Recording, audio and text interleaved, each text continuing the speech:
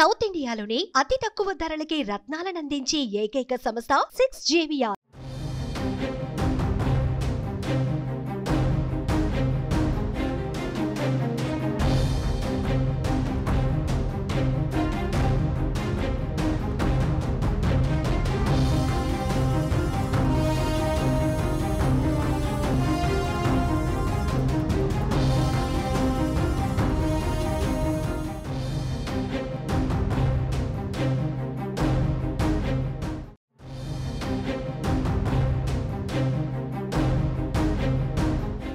ఏలూరు జిల్లాపై గోదావరి జిల్లాల regional coordinator MP PV Mithun Reddy focus పెట్టారు.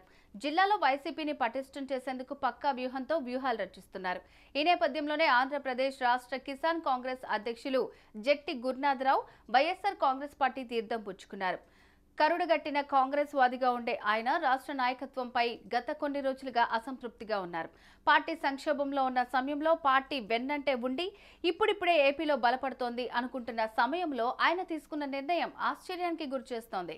వైసీపీలో జెట్టి గురునాథరావు చేరికతో చింతలపూడి రాజకీయ సమీకరణాలు ఒక్కసారిగా మారిపోయాయి.